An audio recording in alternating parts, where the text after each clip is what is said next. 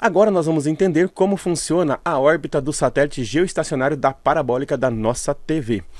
Para isso, vamos pensar no princípio de que esse satélite está a 35.786 km de altura e ele tem uma velocidade média aí de 11.070 km por hora. Mas por que esse cálculo perfeito? Vamos entender isso agora. Nós temos aqui então o planeta e aqui está a sua parabólica fixa na superfície desse planeta. Porém, esse planeta ele está em movimento, um movimento de rotação para dar os dias e as noites. Vamos esquecer agora o movimento de translação que não vem ao caso nesse exato momento.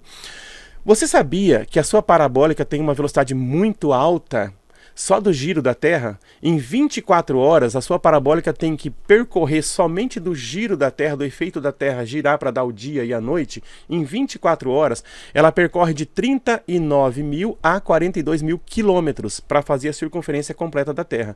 Então, a parabólica sua, a Terra vai girar e vai levar ela consigo para a parabólica sua dar uma volta inteira e voltar onde ela estava, né? Ela não volta, claro, porque a Terra está andando para frente também.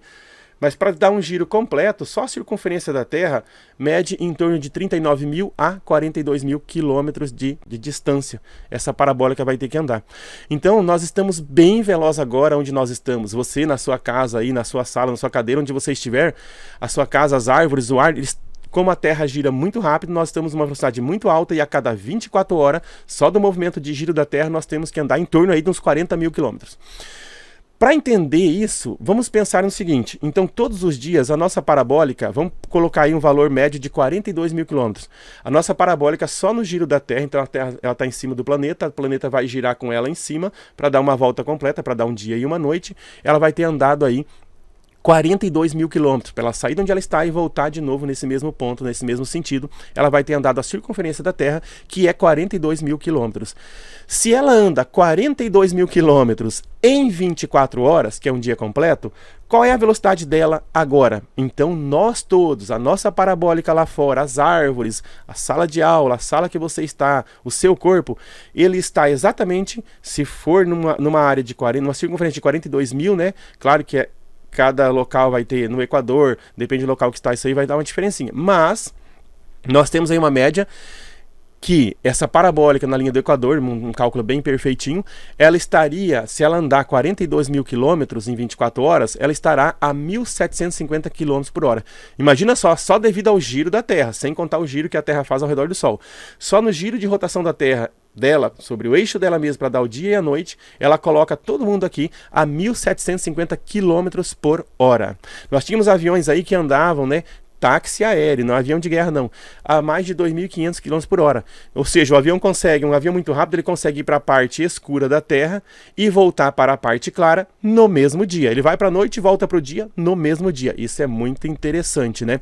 Então o giro da Terra é 1.750 km por hora. Essa é a velocidade do giro.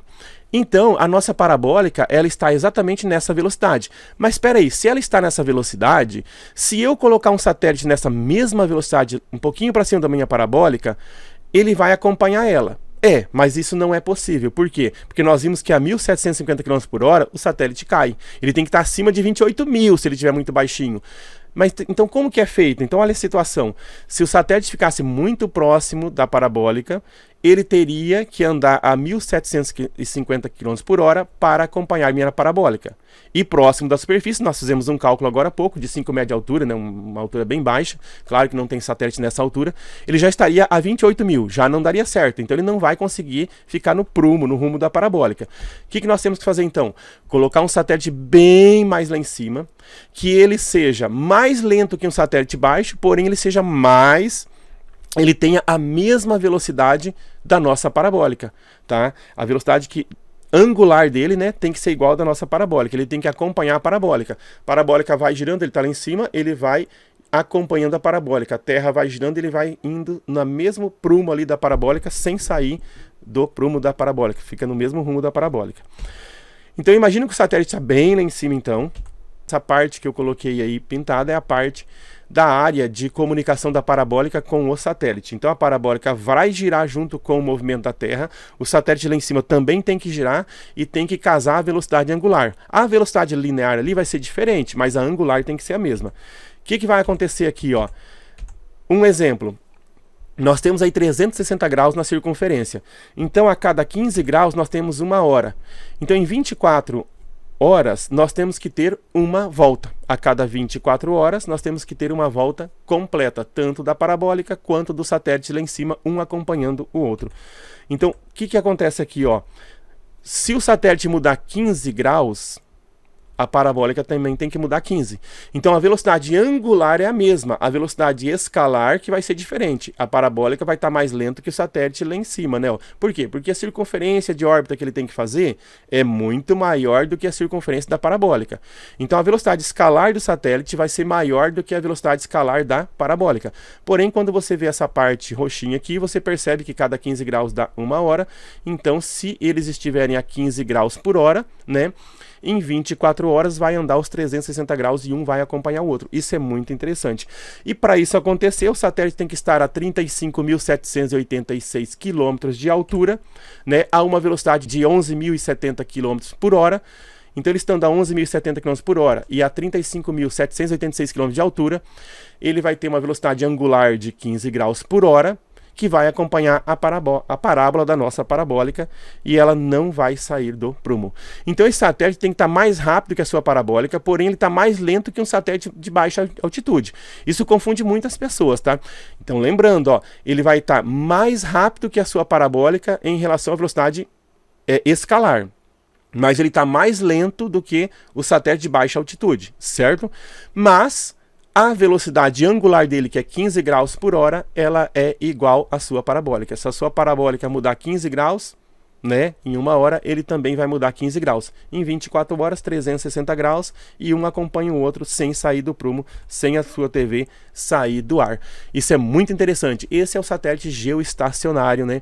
Essa é a altitude média de um satélite que acompanha sempre a sua parabólica, a sua TV. Um cálculo bem interessante, bem perfeito.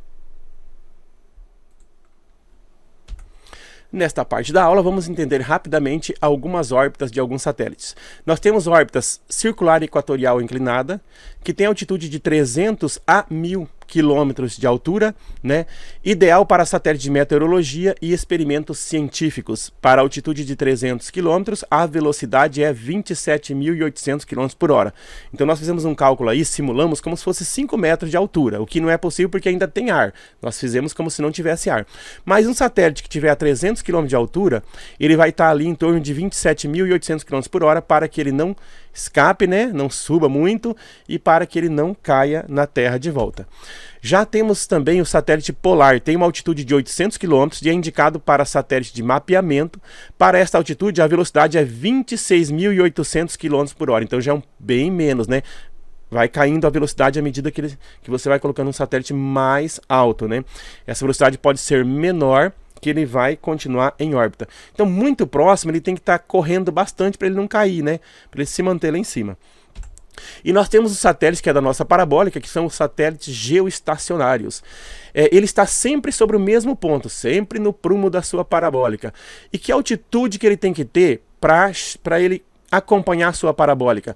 35.786 km de altura. Então ele tem aplicação para a área de telecomunicação. Às vezes ele tem que ficar sempre em cima do seu celular, sempre em cima da sua parabólica. Então ele vai acompanhar o movimento de rotação do planeta. Para esta altitude, a velocidade que ele vai ter que ter é 11.070 km por hora. Então olha a diferença. Enquanto os demais ali, os satélites mais baixos, são em torno de 26.000, 27, 28.000, o satélite geoestacionário que acompanha o movimento de rotação da Terra, ele está tão lá em cima que ele pode estar a 11.070 km, que ele vai sincronizar perfeitamente com o movimento da Terra, e ele nem cai e nem escapa devido ao movimento dele. Legal, né?